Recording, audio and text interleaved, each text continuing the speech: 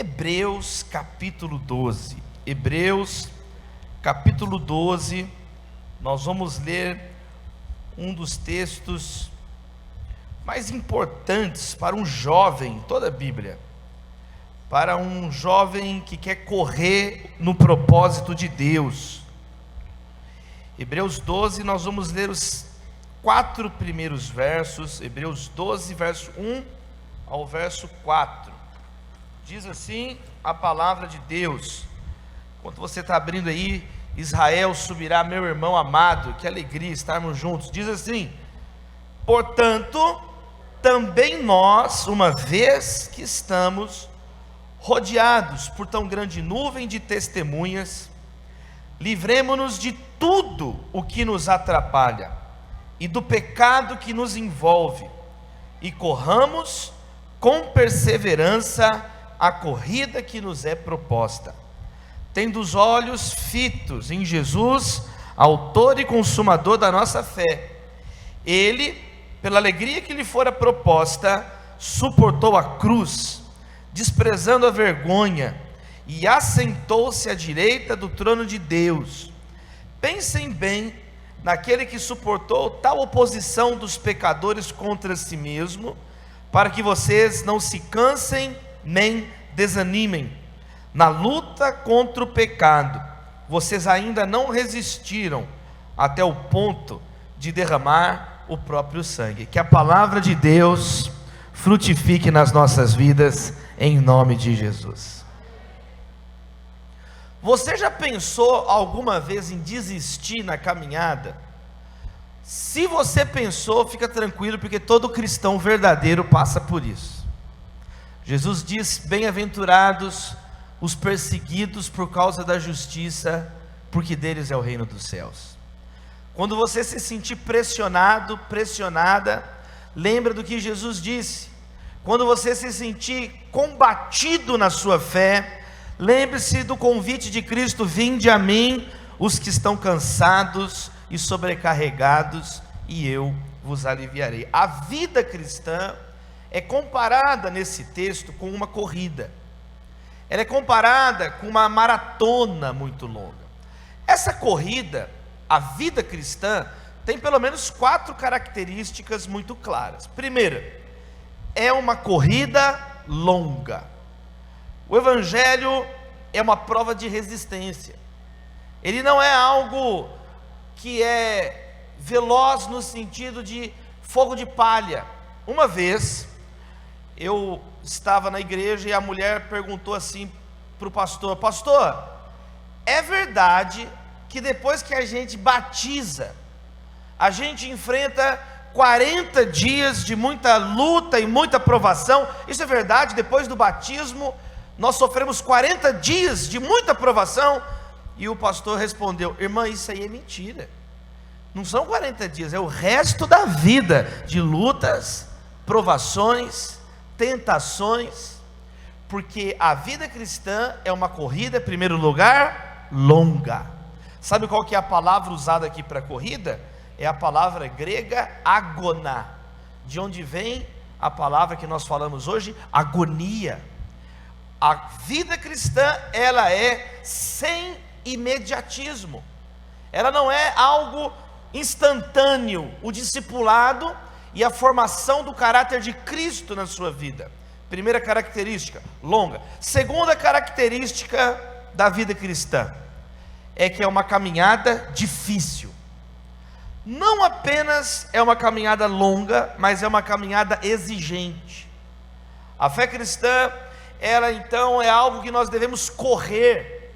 Está escrito aqui: corramos com perseverança a corrida que nos é proposta.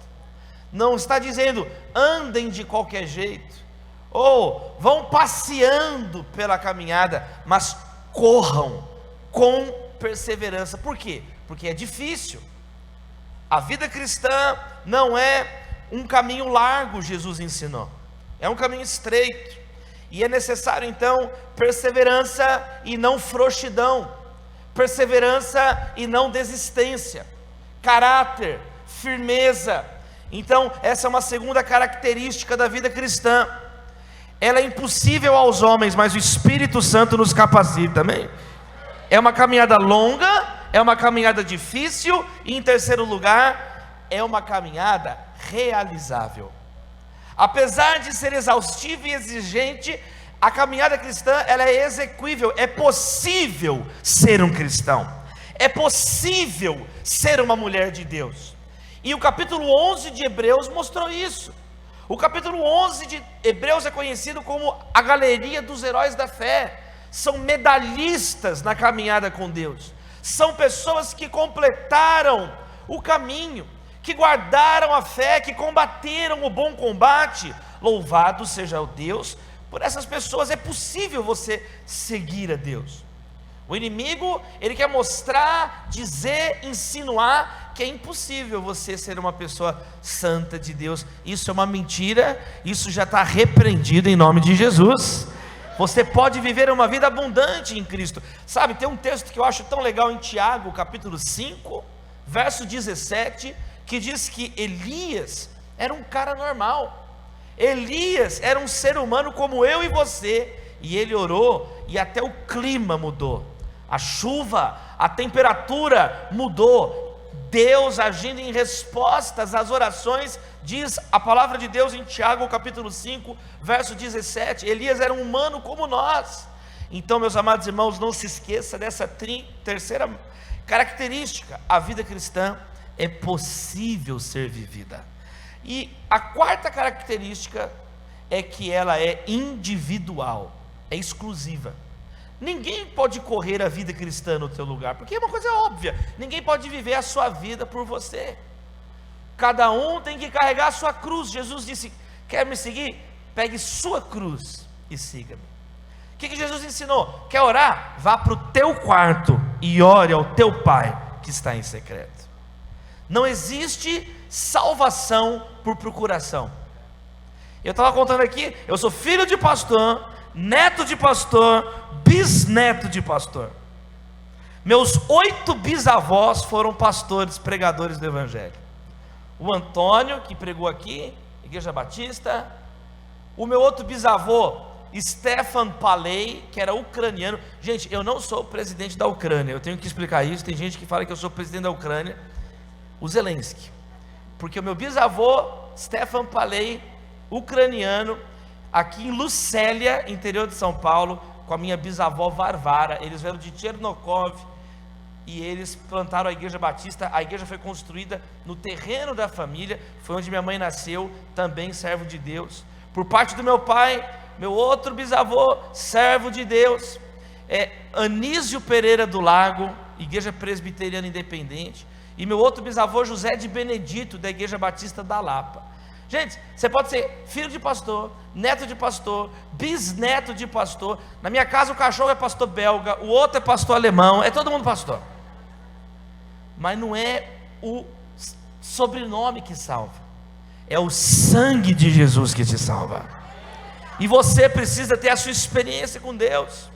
É isso que está dizendo, a corrida que nos foi proposta. Olha que interessante. O autor de Hebreus disse: os heróis da fé terminaram a carreira deles, correram a corrida deles. Agora nós temos que correr a corrida que está diante de nós. Esta é uma conferência onde Deus vai te equipar, te lapidar, te preparar, te ungir, te levantar para um novo momento na sua caminhada, em nome do Pai, do Filho e do Espírito Santo. Quem recebe essa palavra? Cadê o Deep Conference? Cadê PIB Marília? Deus vai te levantar para um novo momento nessa caminhada. Então nós precisamos entender, peraí, quais são os obstáculos da caminhada, quais são os incentivos dessa caminhada e quais são as orientações para essa caminhada. Quem recebe essa palavra essa noite? Vamos lá? Primeiro, quais são então os obstáculos dessa vida que Deus tem para você? Uma vida bem-aventurada. Bem-aventurados os pobres em espírito, porque deles é o reino dos céus. Bem-aventurados os que choram, porque serão consolados. Bem-aventurados os mansos, porque eles herdarão a terra. Bem-aventurados os que têm fome e sede de justiça, porque serão satisfeitos. Bem-aventurados os misericordiosos, porque obterão misericórdia. Bem-aventurados os puros de coração, porque eles verão a Deus. Bem-aventurados os pacificadores, porque eles serão chamados filhos de Deus. Bem-aventurados os perseguidos da justiça, porque deles é o reino dos céus. A vida em Cristo é uma vida feliz, é uma vida bem-aventurada, é encharcada de alegria, é mais do que vencedores, é a alegria indizível da salvação, como diz 1 Pedro. Então, essa é a vida que Cristo tem para você. O mundo te ajuda a morrer, Jesus te ajuda a viver, reviver. Então, meus amados irmãos, olha, eu completei 21 anos pregando a palavra de Deus para jovens. 21 anos, talvez seja a sua idade. Eu nunca vi, em 21 anos pregando para jovem toda semana no Brasil, eu nunca vi um jovem chegar para mim e falar assim: olha, pastor Davi, eu segui Jesus, servi Jesus, fui santo e a minha vida não presta, eu me arrependi. Eu nunca vi isso. Agora, o contrário eu já vi. Quantas vezes alguns jovens chegaram para mim e falaram assim: pastor Davi, como eu me arrependo de não ter servido a Deus, como eu me arrependo de não ter ouvido aquela palavra e obedecido a palavra de Deus. Essa semana, ontem, eu estava no hospital, numa região nobre de São Paulo. Fui visitar um homem na UTI que está para partir, e a oração da família é uma oração pedindo perdão a Deus, de arrependimento. Por que nós não te servimos, Deus? Agora chegamos aqui, é uma família rica, mas uma família sem paz. Então, meus amados irmãos, a vida em Cristo é uma vida abundante. Jesus Cristo nunca disse assim: eu sou o beco sem saída. Jesus falou isso? Eu sou o caminho, a verdade e a vida. Eu sempre repito essa frase, meus irmãos. Hoje existe leite sem lactose, café descafeinado, e em breve eles vão fazer o pão desponzado, mas não existe cristianismo sem Cristo. Não existe vida plena sem a salvação de Jesus. Quais são os obstáculos? O primeiro obstáculo são os pesos. Olha o verso 1: corramos com perseverança, mas vamos nos livrar de tudo que nos atrapalha e do pecado que nos envolve. Primeiro lugar são os pesos. Olha que interessante, tem coisas que não são pecado, mas atrapalham a sua caminhada cristã. Não é um pecado, mas o texto chama de ogikos. Ogikos é uma palavra que só aparece aqui em toda a Bíblia. É a palavra que é traduzida na Nova Versão Internacional, na NVI, como aquilo que atrapalha. É um peso. Aqui, meus amados irmãos, é uma palavra do atletismo. É uma palavra atlética.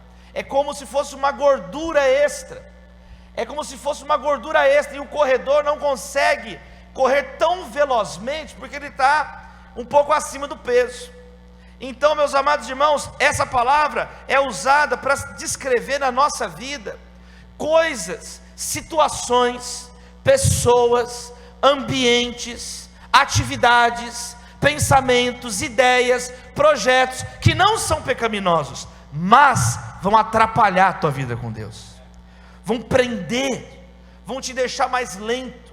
Você não vai correr plenamente como você poderia. E isso é muito importante para essa geração nossa, porque nós hoje vivemos num mundo consumista. Nós vivemos num mundo onde as pessoas oferecem coisas supérfluas o tempo inteiro. Elas oferecem coisas inúteis. Tem até aquele programa na televisão, você já viu? Acumuladores. Quem já viu esse programa? As pessoas vão acumulando coisas sem sentido. A minha esposa, a Natália, fica muito brava comigo. Quando eu vou juntando livros em cima da mesa, ela chega: vou te mandar para o programa Acumuladores. Ela fica nervosa, porque muitas vezes a gente vai acumulando, comprando livro que não precisa, comprando roupa que não tem necessidade, comprando coisas, enchendo a nossa vida, enchendo a nossa agenda de coisas que não vão agradar a Deus. A carta aos Hebreus era, por óbvio, ao povo de Israel, que ainda estava preso na religiosidade, no sistema levítico. E aqui o autor está dizendo: olha, não fiquem presos a isso, porque em Cristo Jesus vocês são livres para correr, vocês são livres para uma nova vida. E às vezes você tem limitações, você vem de uma família onde colocaram pisos na sua vida, Dizem para você: não, você é ignorante, você é uma menina que não tem condição de estudar, não é para você estudar, e você carrega esse peso, mas isso está repreendido em nome de Jesus. Você vai trazer o primeiro diploma de doutorado para sua família, para a glória de Deus. Porque às vezes você carrega peso, às vezes você é um rapaz que o teu pai espancava a tua mãe, teu pai bateu na tua mãe até sair de casa, você viu tua mãe ensanguentada em casa, e você carrega esse peso no coração. Você carrega isso: família não presta, eu não quero casar, eu não quero repetir o que eu vi na minha casa. Você está liberto em Cristo Jesus desse tipo de peso, e você fica carregando pesos inúteis, culpas inúteis. Você foi perdoado na cruz do Calvário. Quem está na luz, meus amados irmãos, é quem pede perdão pelos pecados. E o diabo quer te acusar, o diabo quer dizer você não pode, o diabo quer te paralisar. A obra do Espírito Santo é nos levar a olhar para Cristo, e a obra do diabo é tirar os nossos olhos de Jesus. Quem que você vai ouvir? A voz do Espírito Santo ou a voz do inimigo? Meus amados irmãos, o primeiro obstáculo que o texto nos ensina são pesos. Abre a sua mão assim: Senhor, em nome de Jesus, coloca uma força nova em cada um de nós, dá-nos uma sensibilidade, nós te pedimos, para cada jovem que está aqui e que tem uma vida pesada, jovens que envelheceram antes da hora, jovens que estão, sobrecarregados de problemas inúteis, de confusões, de laços que os prendem. Liberta-nos em nome de Jesus. Quantos poderiam estar correndo? Quantos jovens estariam mais leves? Mas jugos pesados, quebra esses jugos, despedaça esses jugos. Nós te clamamos, Senhor Jesus, unindo a nossa fé, orando em nome de Jesus. E a igreja diz: amém, amém, amém. O segundo problema agora não é o peso, o segundo obstáculo é o pecado. Agora é o pecado. O pecado também atrapalha a tua caminhada. Por isso que está dizendo: livra do que atrapalha e do pecado que assedia. Olha que interessante. O pecado, na NVI diz no verso 1, o pecado que nos envolve.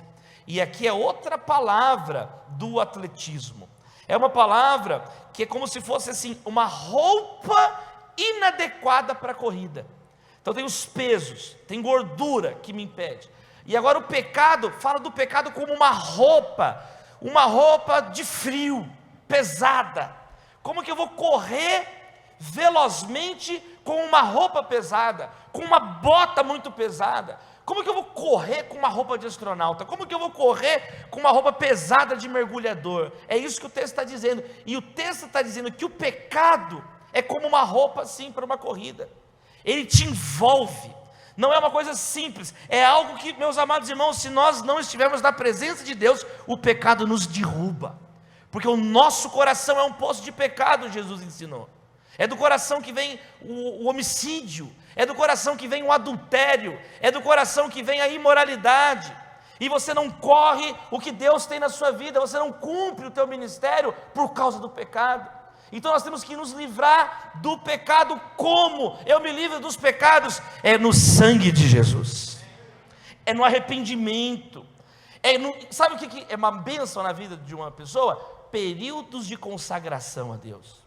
Momentos que você tira e fala: eu vou fazer um jejum, eu vou separar uma semana para ir toda manhã lá na igreja, e eu vou numa reunião de oração, eu vou levantar essa semana mais cedo, meia hora, e vou me ajoelhar e vou me consagrar, vou me santificar diante de Deus. Sabe, períodos de consagração. Jesus fez isso. O que você pensa que é? Jesus jejuou 40 dias, meus irmãos, no início do seu ministério. Jesus no Getsemane se ajoelhou, orou e suou sangue antes de ir para a cruz, clamando diante de Deus, os discípulos dormindo, numa preguiça, e Jesus na presença do Pai. Marcos capítulo 1, diz que depois de um dia de muito trabalho, os discípulos levantaram cedo, mas Jesus já tinha acordado mais cedo, e ele tinha ido para um lugar deserto para orar, para estar na presença do Pai, na presença de Deus. Então, como que você vence esses pecados de estimação? Porque tem jovem que tem pecado de estimação. Está no culto, está na conferência, canta, pula, fala uhul, fica feliz, chega em casa, abre lá a jaula, Ô pecadinho, dá água para o pecado, tem criação de pecado. E aí tem um pecadinho de estimação da alimento, da ração. Isso está repreendido na nossa vida, minha gente. Não dá. Estava mandando você matar os pecados de estimação. Períodos de consagração, que bênção na sua vida. Orar, buscar a Deus, sabe, o jejum. Sabe outra coisa? Pedir ajuda. A palavra de Deus nos ensina a carregarmos os fardos uns dos outros. Nós estamos aqui porque somos uma família.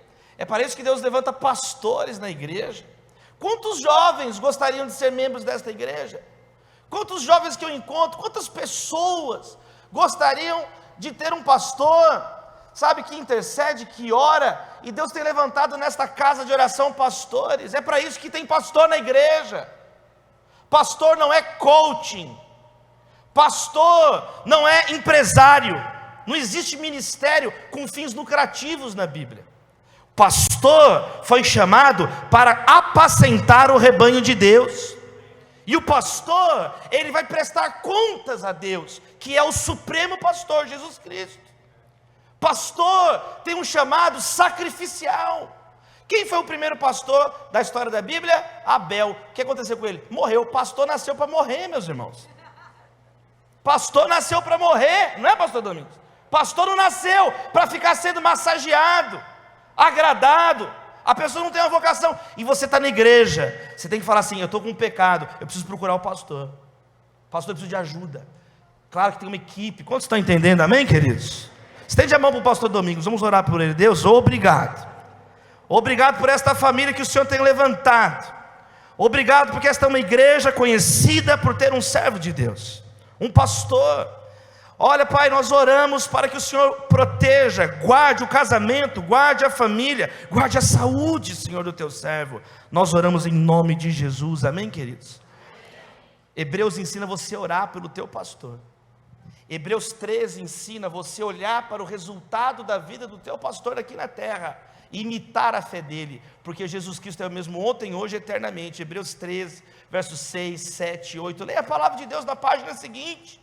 Então como que você vai vencer o pecado? Eu vou me consagrar. Como que você vai vencer o pecado? Eu vou pedir perdão. E aí tem pecados que você fala, você chega e fala: eu preciso de ajuda, eu preciso de um conselho, eu preciso, sabe, outra coisa que você tem que fazer, trabalhar. Sabe por que você é chato? Porque você não trabalha.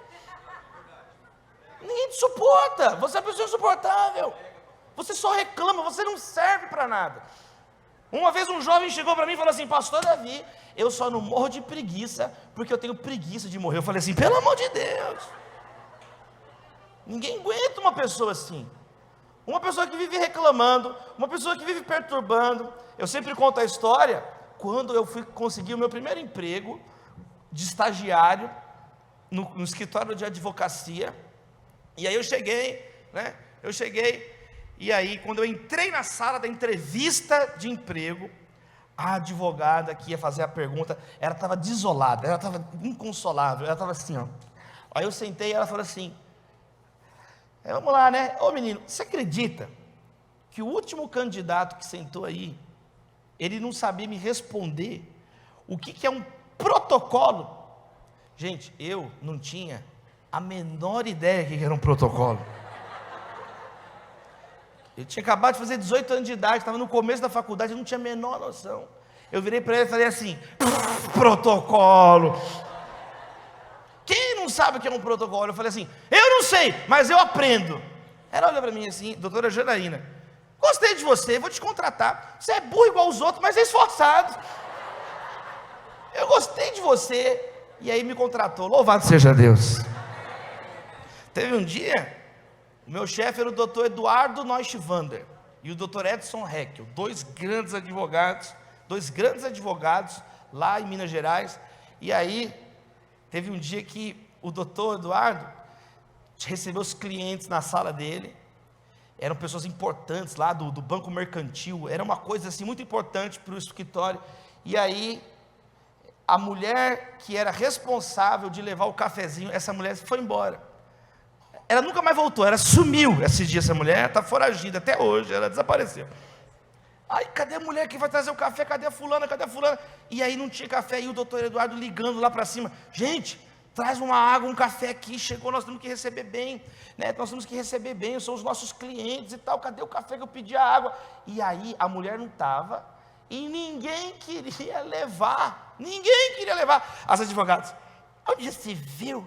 Eu sou advogado, eu não tenho que levar água. Começou um movimento feminista lá. Aí os outros, onde você viu? O que esse cara não é meu pai? O que ele pensa que é? E todo mundo começou a reclamar. E gente, para mim, isso é a coisa mais normal. Que Jesus falou assim, olha, não tem um copo de água fria que você vai dar no meu nome, que não vai ter um galardão no céu. Jesus, ele nos ensinou uma vida de serviço, amém, queridos? Hoje é quinta-feira, véspera da sexta-feira da paixão, é o dia do lava-pés no calendário cristão. Jesus nos ensinou servir, Jesus nos ensinou o serviço. Eu sei que eu peguei uma bandeja, coloquei o copo, coloquei água, eu coloquei uma flor de plástico que tinha assim lá, eu coloquei assim, levei, aí na hora que eu estava levando, aí todo mundo queria ajudar, sem vergonha o pessoal, né? Não precisa, eu abri a porta com o cotovelo, cheguei lá, levei, aí o doutor Eduardo me olhou assim, no final do dia ele me chamou, falou assim, Davi, você sabe o que você fez hoje, né? Eu falei assim, eu não sei, doutor, realmente não sei o que eu fiz. Não, você sabe o que você fez hoje. Eu falei, eu não sei. Ele falou, Davi, você fez o que tinha que ser feito, parabéns. Eu já vou te contratar, mas faltam 4 anos de estudo. Não, já quero te contratar. Até hoje eu tenho porta aberta, se der tudo errado eu viro advogado lá. Sabe por quê? Porque a gente vive numa geração de gente preguiçosa. Os jovens, e aí você vai, a pessoa preguiçosa, a Bíblia diz em 2 Tessalonicenses, que a palavra preguiça é a palavra desregrado. Então quando você é desregrado, quer dizer, sem regras, o pecado, você está facinho, presa para o pecado, porque você é uma pessoa desocupada, você é uma pessoa, o rei Davi, todos os homens na guerra, todos os homens lutando, ele fazendo o quê? Vendo mulher pelada na janela do palácio. Eu já vi umas mulheres tomando banho ali, e ficou vendo o que não devia, fez o que não devia, foi ser autor intelectual de um assassinato, perdeu a bênção de Deus, perdeu a alegria da salvação. Aí ele orou pedindo misericórdia a Deus, restaura a alegria, eu perdi a alegria de viver. Então, meus amados irmãos, o pecado, a pessoa desocupada. Eu preguei semana passada lá na UNB, formatura de medicina da UNB, em Brasília. Eu fui convidado pela turma 103, é tanta turma que eu nem lembro mais, 103 acho. Aí eu fui lá, e eu falei isso para os formandos, os médicos, todo mundo reunido lá. Eu falei, vocês agora são médicos, vão lavar a mão todo dia para atender o paciente. Quando você lavar a mão, lembra que você está lavando a mão igual Jesus, não lavando a mão igual Pilatos. Porque na Páscoa, Pilatos lavou a mão para indiferença, eu não tenho nada com isso. Mas Jesus na Páscoa lavou os pés dos discípulos. E falou, façam como eu fiz, sigam o meu exemplo. Então vocês lembrem disso, que vocês estão lá para servir, quando você também está ativo, sabe? Você não tem tempo para besteira, e você tem uma vida de santificação. E você está na presença de Deus, você está envolvido com a obra do Evangelho, em nome de Jesus, amém? Para de fugir do seu chamado. Tem gente que fala assim, a quem enviarei? Quem há de por nós? Eis-me aqui, Senhor, envia o meu irmão. E a pessoa foge. Já viu? Aí a pessoa escapa. Não, com você vai ser diferente. Eis-me aqui, envia-me a mim. Abre sua mão. Deus, que nós possamos multiplicar os nossos talentos. Nós queremos livrar do obstáculo dos pesos inúteis. E nós queremos livrar do pecado que nos assedia. Nós queremos tirar, ó Deus, tirar essa roupa pesada. Nós queremos tirar para correr, porque essa roupa não nos deixa, ó Deus, ter a velocidade que a palavra exige de nós. Que nós possamos, ó Deus, tirar essas armaduras, como Davi tirou a armadura de Saul e correu para enfrentar o gigante. Nós oramos em nome do Pai, do Filho e do Espírito Santo. Sabe qual que é o terceiro obstáculo? É a vergonha e a hostilidade. Porque o verso 2 e o verso 3 dizem assim, que Jesus suportou a oposição dos pecadores contra si mesmo. Então, meus amados irmãos, nós temos 3 grandes obstáculos na vida cristã, que esse texto está dizendo: o pecado, os pesos, e nós temos o mundo, a hostilidade, Satanás e os demônios. A nossa luta não é contra a carne ou sangue, mas contra principados e potestades espirituais. Então tem hostilidade espiritual. Você, se for um cristão verdadeiro, você vai ser combatido. Você, se for um cristão genuíno, você vai ser perseguido. Quando o pastor Rick Warren veio no Brasil, 2007, 2008, eu fui o motorista dele, pastor, lá em Belo Horizonte, levando ele para o Colégio Batista, para Lagoinha, para Getsemane, e ele falou uma coisa comigo assim: Davi, se você acordar de manhã e não der de cara com o diabo, tem alguma coisa errada com você. Eu falei: como assim, pastor? Porque se você não está dando de cara com o diabo, é porque você está na mesma direção do diabo. Eu falei: está repreendido. Está repreendido. Então o cristão, ele vai ter oposição, o cristão, ele vai ter resistência. Eu já contei 1000 vezes isso. Eu contei quando eu entrei na faculdade, a hostilidade que tinha, porque eu era o crente da sala, eu era o Bíblia da sala, eu era o único crente da sala. Aí depois da primeira semana de aula, teve lá uma calorada, gente, colocaram minha cabeça no esgoto, mandou chamar os Tartaruga Ninja, eu chamei Rafael, Donatello, chamei o mestre Splinter, chamei todos eles, chamei todo mundo, e eles jogaram tinta, fizeram aquela bagunça, mas quando eu fui pegar meu tênis de volta, você tinha que resgatar o seu tênis, todo mundo podia ir, mas eu era o crente, então teve requintes de crueldade comigo. Mandaram eu subir: não, você é o crentão, você que é o crente, Colocaram eu sentado em pé, em cima de uma cadeira, e falaram que eu tinha que fazer um discurso. Só que aí eu comecei a fazer um discurso, eles não esperavam que eu ia fazer um discurso, e eu comecei a fazer um discurso: estudantes aqui da Faculdade Mineira de Direito, não, cala a boca, não é para você falar, é para você passar vergonha. Aí me deram um copo de pinga, aí a faculdade inteira assim no bar, começou a gritar assim: vira, vira, vira. Aí eu virei a pinga na cara deles, vocês pediram. Quando eu virei, a faculdade inteira começou a me vaiar: calouro burro, calouro burro. Eu fiquei com muita vergonha. Aí eu saí, a faculdade inteira: calouro burro, o ovo escorrendo, calouro burro, garganta doendo de chamar o Leonardo, chamar o Michelangelo, calouro burro. Fui para casa todo chateado, fiquei todo triste, porque eu imaginava assim: não, eu vou chegar na faculdade, eu vou pregar a palavra de Deus, e não sei o quê, e a Aliança Bíblica Universitária, e as provas que Jesus ressuscitou dos mortos, e o C.S. Lewis, e o John Stott. Chegou lá, calouro burro. Aí eu fui todo chateado para casa, fiquei todo triste, mas aí eu fui orando, e aí eu entendi isso, que a vida cristã, ela não é um momento, ela é uma caminhada com Deus. Resumo da história: os dias foram passando, e aí eles me escolheram representante de turma. Eu era o único que ficava sóbrio para anotar as coisas na sexta-feira. E aí eles começaram a me conhecer, e eu comecei a liderar uma reunião evangelística lá, e tal, e fui dando Bíblia para os amigos. Resumo: quando chegou no último dia de aula, tinha que escolher o representante de turma. Quem que era o único que conversava com todo mundo da sala? Vocês acertaram, era eu mesmo, era eu. Eu fui eleito por unanimidade, até eu votei em mim, eu confesso aqui, até eu votei em mim. E eles pegaram, e no final foi tão legal. Quer dizer, no primeiro dia eu fiquei tão triste, porque o diabo ele quer colocar uma mentira na tua cabeça, assim, que ou você tem que ceder à pressão para ser aceito, ou você vai ser o lobo solitário, ou você vai ser o excluído. Isso é uma mentira. Existe resistência, mas maior o que está em nós do que aquele que está no mundo.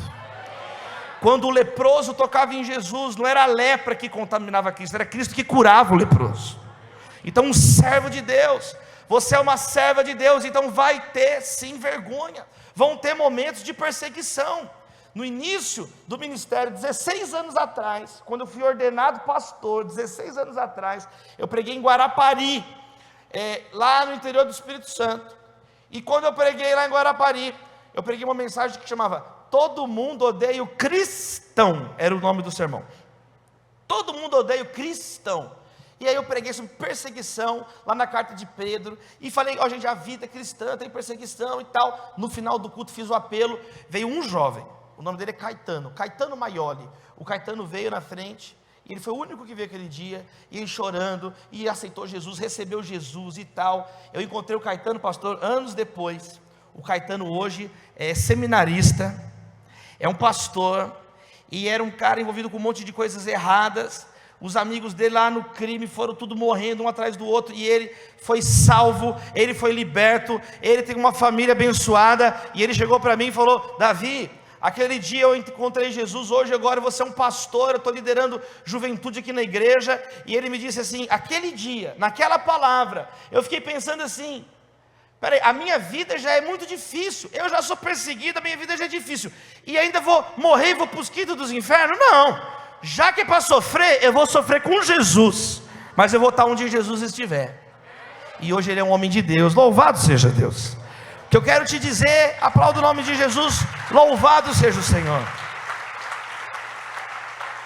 Louvado seja o Senhor. Nós temos que então entender agora, temos que entender que existem esses desafios. Agora, meus amados irmãos, quais são os incentivos? Quem quer saber os incentivos de Deus? Olha só, primeiro incentivo, verso 4: na luta contra o pecado, vocês ainda não resistiram até o ponto de derramar o próprio sangue. Ou seja, em primeiro lugar, você ainda está vivo, louvado seja Deus. Você ainda está vivo, esse é o primeiro incentivo. Você não morreu ainda, você não derramou sangue. Eu sei que tem pessoa que tem uma cara tão triste que está quase morrendo, mas está vivo. A cara de desânimo, parece a Billie Eilish. Não, você está vivo. Vivo. A Billie Eilish dá sono de olhar para ela. Mas você está vivo. Você está aqui. E a Bíblia diz: Ebenezer, até aqui nos ajudou o Senhor. Em primeiro lugar, se você está vivo é porque Deus ainda tem um propósito na sua vida. Segundo lugar, outros conseguiram viver. Várias pessoas, com a ajuda de Deus, como nós vimos aqui, vários irmãos: Abraão, Jacó, Isaac, Noé, Enoque, vários irmãos, Gideão, Baraque, Sansão, Jefité, Davi, Samuel, os profetas, os discípulos, a história da igreja. Leia a história da igreja, conheça as biografias cristãs que inspiram a nossa vida, homens e mulheres como Corrie ten Boom, como o Charles Spurgeon, pessoas de carne e osso. Então, segundo incentivo, outros conseguiram. Terceiro lugar, você não está sozinho. Olha a multidão de pessoas cheias de Jesus aqui. Você não está sozinho. O tempo inteiro o texto é no plural. Também nós, está vendo? Não é eu, vocês, nós. O tempo inteiro está falando na luta contra o pecado, vocês. Então, estamos juntos na caminhada. Olha quantos incentivos. Mas o maior de todos os incentivos está aqui no verso 2: tendo os olhos fitos em Jesus, autor e consumador da fé. Então existem os incentivos paralelos, mas o maior incentivo é olhar para Jesus. Como então que eu não desanimo nos obstáculos? Como então que eu não desanimo, meus amados irmãos e irmãs? Como que eu não desanimo diante, sabe, dos pesos, do pecado, da vergonha, da hostilidade, da perseguição? Olhando firmemente para Jesus, autor e consumador da nossa fé. É o único lugar da Bíblia que aparece esse título cristológico: autor e consumador da fé. Outros textos falam que Jesus é o autor da vida, o autor da salvação. Hebreus 2:10 mesmo falou que Jesus é autor da salvação, mas só aqui fala que ele é o autor e ele é o consumador, ele é o realizador. Tudo é dele, por ele e para ele. Jesus Cristo. Meus amados irmãos, eu quero caminhar para encerrar, para a gente orar lembrando disso. Olhe firmemente para Cristo. Aqui aparece uma palavra muito legal, que é a palavra afrontes, que é de olhar em frente, face a face, frontalmente para Cristo. É manter os olhos em Jesus. Não é para você olhar para as suas orações, é para você olhar para o Jesus que você ora. Não é para você olhar para a sua esperança, é para olhar para Jesus. Não é para você olhar para a sua fé, é para você olhar para a fé em Jesus. Tudo aponta para Jesus. Então não é para olhar, a igreja não é um fim em si mesma, ela é para a glória de Jesus, ela é o corpo de Jesus, Jesus é o cabeça. Eu edificarei a minha igreja, diz Jesus. Então nós temos que olhar para Jesus, meus amados irmãos. Filipenses capítulo 3, verso 8: considero tudo perda comparado com a suprema grandeza do conhecimento de Cristo Jesus, meu Senhor, por quem perdi todas as coisas, eu as considero esterco para poder ganhar Jesus Cristo. Para ganhar Cristo. Então é Cristo que é o nosso alvo. Então nós temos que olhar para Jesus. E como é que eu olho para Jesus? Está explicando que Ele pela alegria que foi proposta, suportou a cruz, a vergonha, e assentou-se à direita de Deus. Isso significa que eu tenho que olhar para Jesus e olhar para o sacrifício dele na cruz. Quando você estiver desanimado, quando você estiver triste, quando você estiver hesitante, peco ou não peco, olhe para Jesus, olhe para a cruz, e olhe para Jesus depois da cruz, assentado à direita do trono de Deus. Olhe para Jesus. Nós estamos aqui num culto cristão, numa igreja batista. Não vai entrar daqui a pouco aqui alguém para matar uma galinha e derramar o sangue da galinha aqui na frente. Você está numa igreja batista, num culto cristão. Não vai ter um momento que vai entrar um monte de gente mascarada para imolar um bode aqui, porque você não é salvo por sangue de bode, você não é salvo por sangue de galinha, você é salvo, limpo, lavado e remido dos pecados do sangue do Cordeiro de Deus, que tira o pecado do mundo, Jesus Cristo de Nazaré. Ele é o alfa, o ômega, o princípio e o fim. Ele é o pão vivo que desceu do céu, é Jesus. Porque Deus amou o mundo de tal maneira que deu o seu Filho unigênito, para que todo aquele que nele crê não pereça, mas tenha a vida eterna, Cristo Jesus, esperança da glória. É Jesus, Emanuel, Deus conosco. O que você precisa, jovem, é de Jesus. O que você precisa quando estiver triste? Cristo. O que você precisa quando estiver alegre? Cristo. O que você precisa quando estiver em dúvida? Cristo. O que você precisa quando tiver certeza? Cristo. Nele vivemos, movemos e existimos. Cristo, logo existo. Meus amados irmãos, olhe para Jesus e pense nele. Diz assim, eu quero encerrar, olha o verso 3. Diz assim: pensem bem naquele que suportou tal oposição, para que vocês não cansem nem desanimem. Vamos com Cristo, vamos juntos com Jesus. A minha palavra final é essa: não pare. Por que você parou de orar? Por que você parou de cultuar a Deus? Por que você parou de contribuir? Por que você parou de colaborar e agora você só reclama? Por quê? Receba essa palavra na sua vida hoje: não pare na caminhada. Até o jovem se cansa, e o moço de exausto tropeça, mas os que confiam no Senhor renovarão as suas forças, voarão como águias, correrão sem se cansar, e andarão sem desanimar, sem ficar exaustos. É uma promessa de Deus na sua vida. Que você é jovem, eu até entendo uma pessoa mais velha que fica revoltada com a vida. Eu até entendo uma pessoa mais velha que diz: eu vou desistir de tudo. Eu até entendo uma pessoa mais velha. Agora um jovem, eu vou encerrar essa mensagem contando essa história para a gente orar. Eu estava no aeroporto, eu estou contando essa história nas ministrações nesse começo de ano, que eu estava no aeroporto Santos Dumont, no Rio de Janeiro.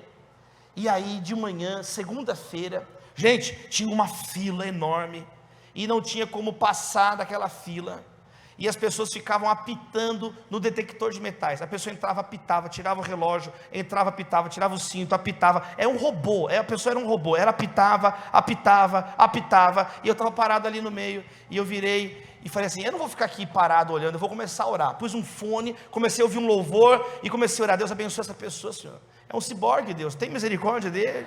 Eu comecei a orar pelas pessoas. Falei: onde você estiver, você é o embaixador de Deus. Onde você estiver, você é uma intercessora de Deus. Onde você estiver, você é um intercessor. Aí eu olhei para o lado, chegou uma grávida, gente, uma mulher muito grávida. Ela chegou e ficou parada assim, ó. Ela ficou parada e a fila não andava, e ninguém abriu espaço para ela. Do lado dela era um marido, o cara era um banana, coitado, ele era um banana.